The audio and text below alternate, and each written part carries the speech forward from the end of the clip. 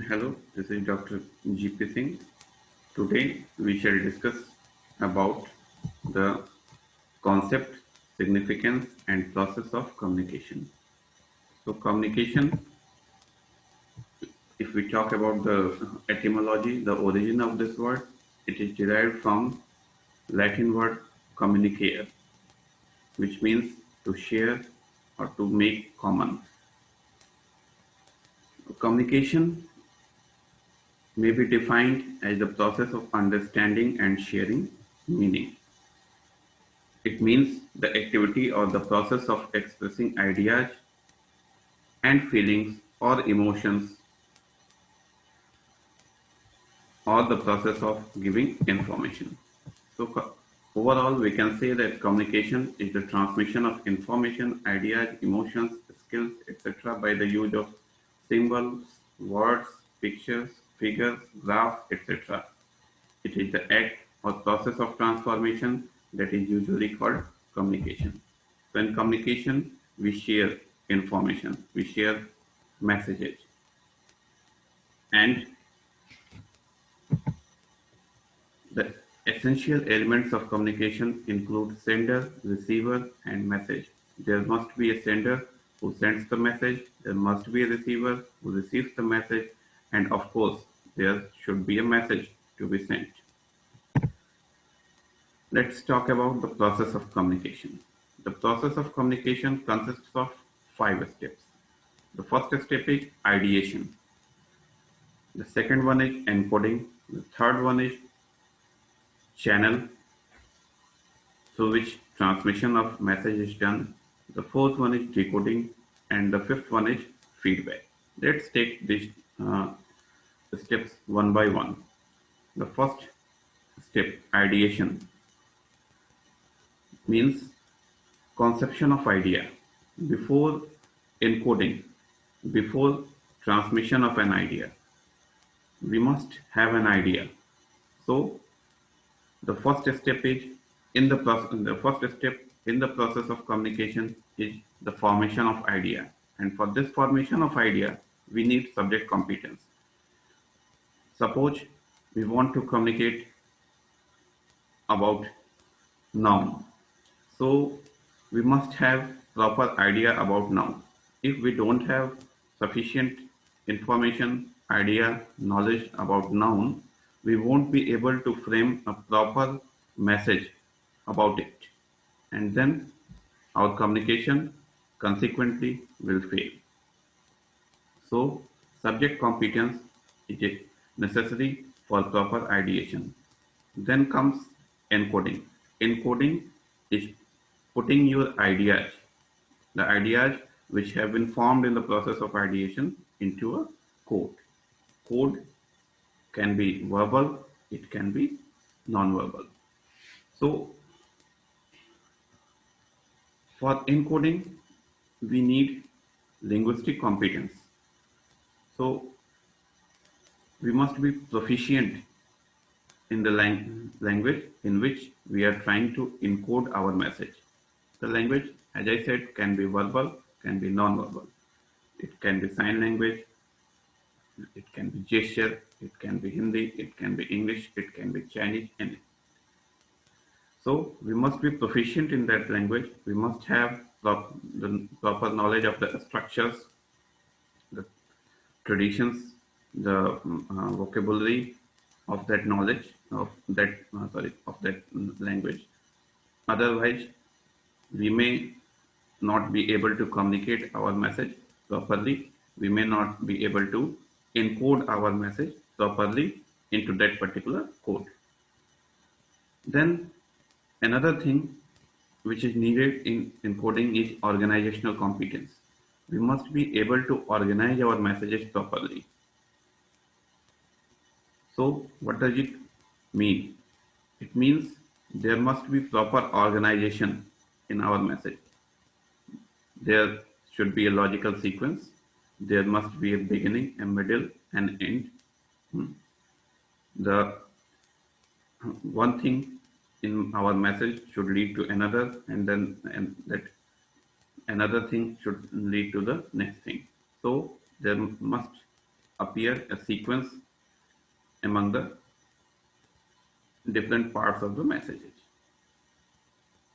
One should not think that how this particular item has come. Then comes the shared code. What do we mean by shared code? Shared code signifies that the code in which the sender is trying to encode the message must be shared. It must be shared by the sender and the receiver. They must know the code properly. Suppose the sender has a very good idea and he knows Chinese and he encodes into Chinese properly. But the receiver doesn't know Chinese. He knows Hindi or he knows English.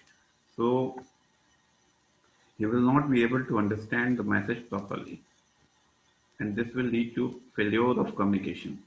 So proper encoding and encoding in a shared code is necessary for proper communication. Then let's talk about the level of proficiency in encoding. So as I said, the code should be shared, but in that particular code also, we must take care of level of proficiency.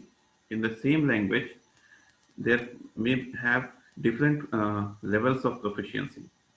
So, for instance, the level of proficiency of a class 2 student in Hindi will be different from that of a professor of Hindi.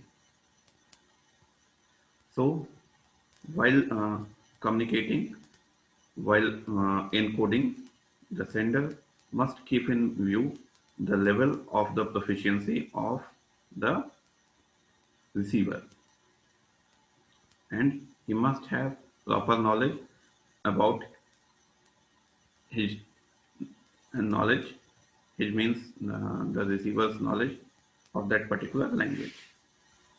Otherwise, the communication may fail. And the examples we have been looking at uh, have been various. For instance, you have seen leaders addressing at United Nations and to uh, kids. So the vocabulary, the sentences, the grammatical structures used at both the places are different, so that they can cater to the different audiences available at that particular time. The language, the structures, the vocabulary used uh, for kids is not suitable for the people at UN, and the uh, vocabulary, the structures, etc. used at UN will not be suitable for the kids. Then we come to channels. Tra- for transmission of the message, we need channels, and selection of proper channel is necessary. Channel could be face to face, it can be email. So channels can be oral, it can be written, it can be visual, it can be audio visual, it can be electronic, or a combination of all these, any of these. So selection of proper channel according to the length, urgency, and secrecy is necessary. We must choose proper channel, and while choosing the proper channel, we should keep in view the receiver as well as the message. Suppose we are sending a very lengthy message. So for that lengthy message, emails will not be proper. We should send hard copies. Suppose there is an urgency, and so we should not write letters. We should call immediately, or we should send emails if the receiver is in a position to receive the email immediately. If there is secrecy, there is some secret message, we should avoid using emails. Again, we should keep in mind the position of the receiver. Suppose the receiver is in village and he doesn't have access to internet, so and the sender knows it, then sending him emails will not serve the purpose. The communication will fail because he will not be able to receive the message. So it is better to call him, perhaps. Suppose the receiver needs to receive the message immediately, so it's better to call him. Suppose the sender is not a position to write things, so he should send the message through voicemail or audio chat. After the proper channel is chosen and transmission is done, the encoded message is sent through that particular channel. The receiver receives the message and he tries to decode it. Decoding is trying to get the meaning out of the code. It is drawing the meaning, it is interpreting the message. And interpreting the message includes both the outward meaning as well as the hidden meaning. So there may be a hidden meaning in the message.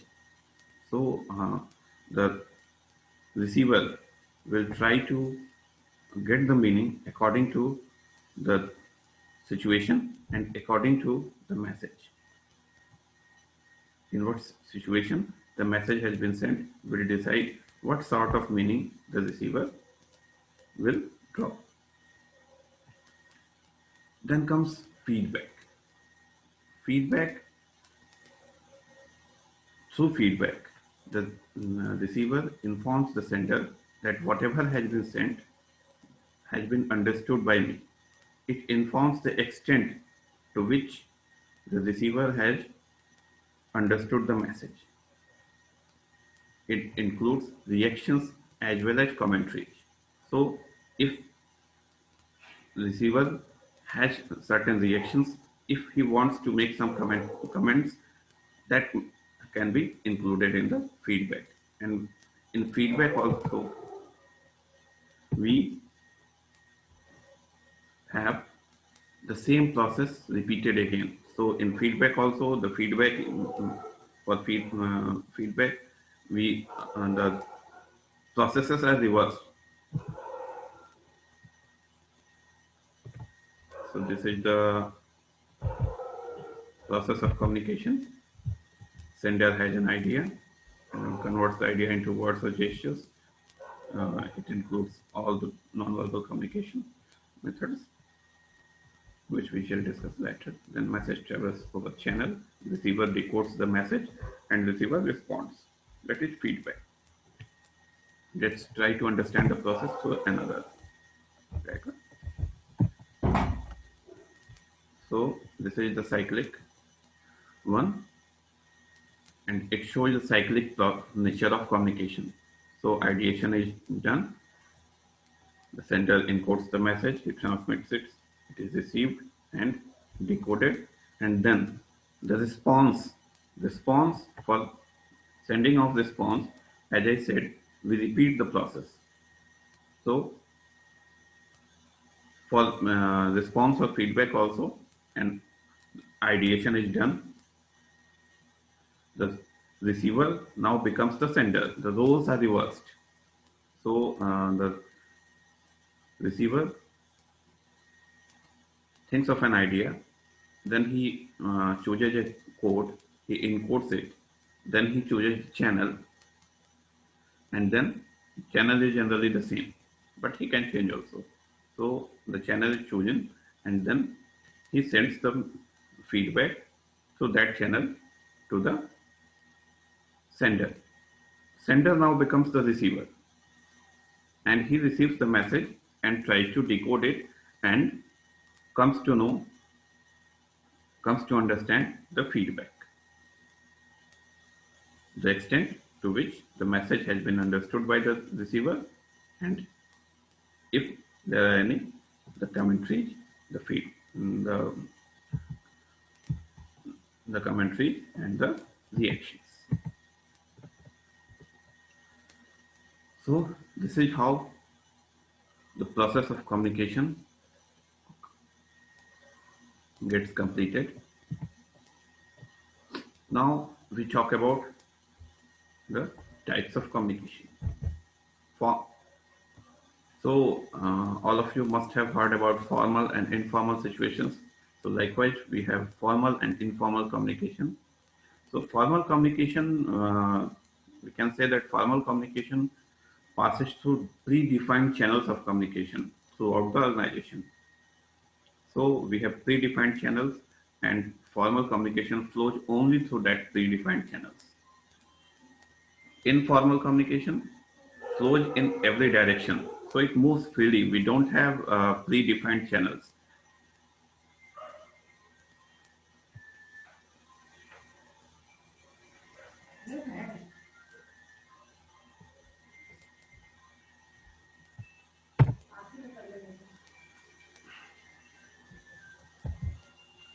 Let's discuss the difference between formal and informal communication and try to understand these concepts with the help of these differences.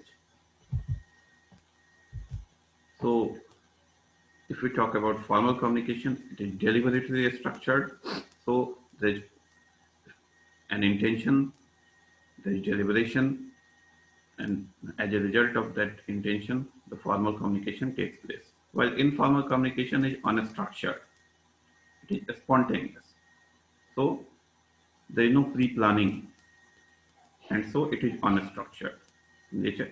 Of course, formal communication is well planned, systematic, and authorized. There is an authority who is the source of that formal communication. While informal communication is unplanned, it is unsystematic and unauthorized. It is very difficult to find the source of informal communication because it is unauthorized. While formal communication is systematic, informal communication is not that systematic. It is unsystematic rather. If we talk about flow, it is prescribed through chain of command. So there is a chain of command and communication flows through that chain of command.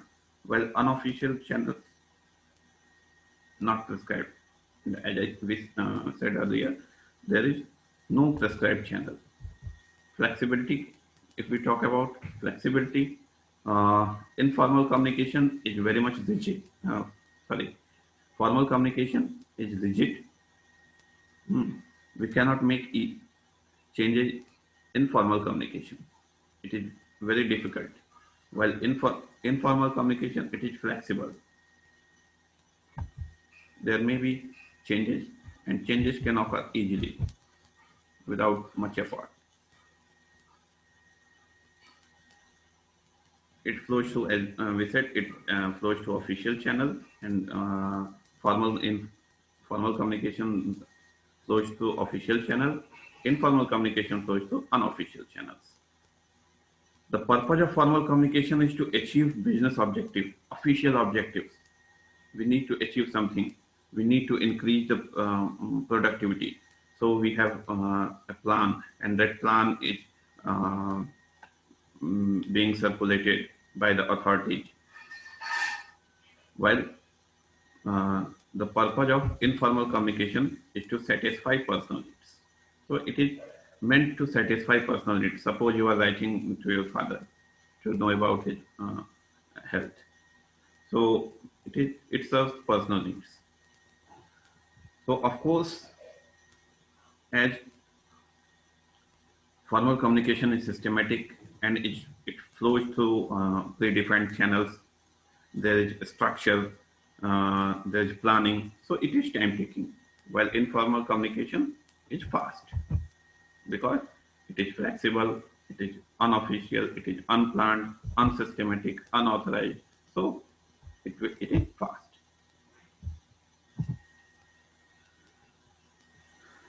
Accuracy. If we talk about accuracy, of course, formal communication has the proper planning. It is accurate, legal, and authentic. So informal communication that generally takes place in offices, in official context, it is accurate, legal, and authentic. So we if we are trying to communicate in a formal situation, then we try to keep the message within legal framework. And if there is some formal communication, it means it is authentic. And in an formal communication, we don't talk about unnecessary things. We always stick to the our objective, our intention, the subject. So it is accurate also. While informal communication often gets distorted and it often leads to rumors and gossips. Formal communication is often written, but nowadays it can be oral also. But informal communication is usually oral. So formal communication, if we talk about source, uh, in formal communication it can be traced as we have an authority who issues the communication. While in informal communication, it cannot be traced because it is unauthorized. So, formal communication is one which takes place in formal context, hmm, in offices, in business situations, while informal communication takes place among well-known people, neighbors, relatives, friends, etc.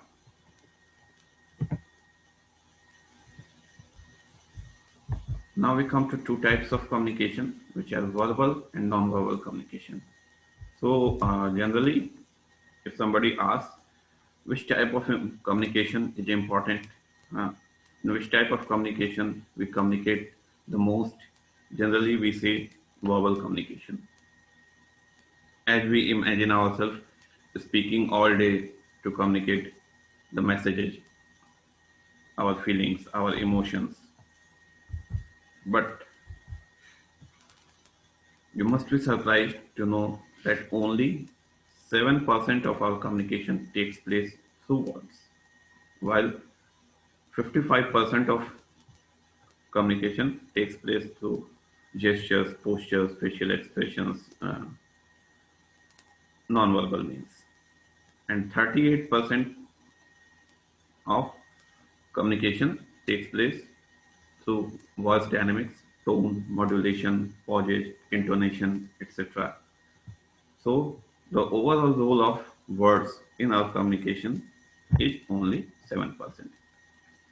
It means that knowing words simply is not sufficient. It is important, but it is not sufficient.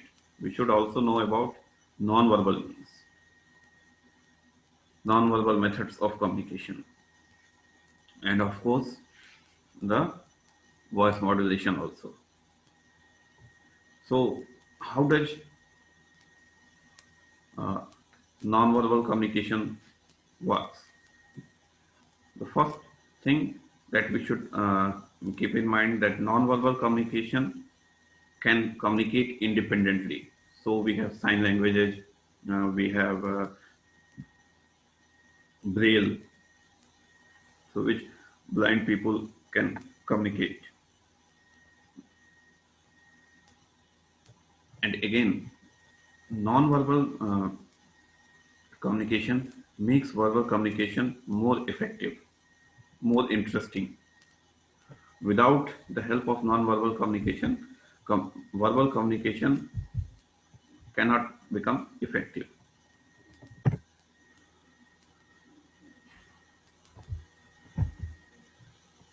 So let's discuss. And another thing, non-verbal communication can be used to contradict verbal communication also, but this should be avoided. Generally, verbal communication should be supported with non-verbal cues. So the difference is verbal communication. Verbal communication uses oral or written words, while non-verbal communication doesn't use oral or written words. It uses gestures, postures, it uses body movements, it uses facial expressions, etc. Types. So verbal communication, of course, yeah, of two types, oral and written. While non-verbal communication, as I talked about, may be of various types: visual, audio, visual, silent. Silence is also an important method of communication. And, and, at the level of understanding, verbal communication is easy to understand. If you are proficient in that particular code, that particular language, you will be able to understand it properly without much difficulty. But non-verbal communication, it is difficult to understand.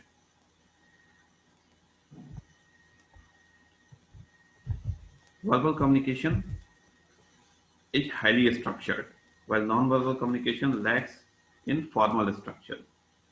There is lack of formal structure, and it is difficult to understand. Why? Because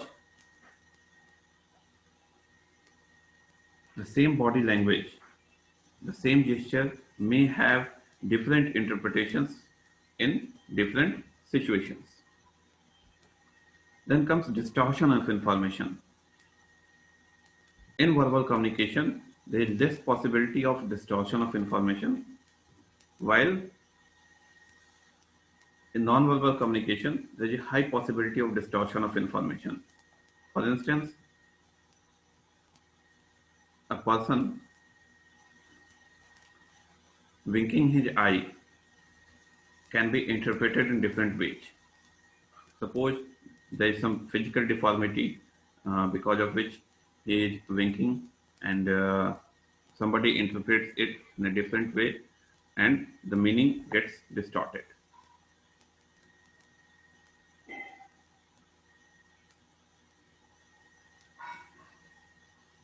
Different expressions of finger can be interpreted in different ways in different contexts. So verbal communication, if we talk about continuity, verbal communication begins and ends with words. We can control verbal communication. If we stop speaking, verbal communication stops. But non-verbal communication continues until the purpose is achieved. In fact, non-verbal continues always. We cannot control non-verbal communication. Even if when we are sitting, even when we are silent, even we are not speaking anything, we are communicating. And the last thing, feedback. So verbal communication gives less and delayed feedback. So there does a feedback, and often the feedback is delayed. While in non-verbal communication, feedback is immediate, and we have abundance of feedback. So if somebody nods the head, the receiver immediately gives mm, mm, the reply by nodding his head also.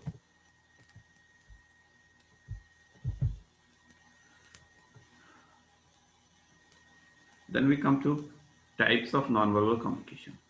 So the first is body movement, which is known as kinesics. So under body language, we have facial expressions, gestures, posture, and oculesics, which talks about, we discuss it, the movement of eyes. Then we have signs and symbols. We have apparels and accessories, behavior, proxemics, which talks about the nearness of people, and chronemics, the concept of time, haptics, which deals with touch and paralanguage. That talks about, that discusses the tone, intonation, the rise and fall of tone, etc.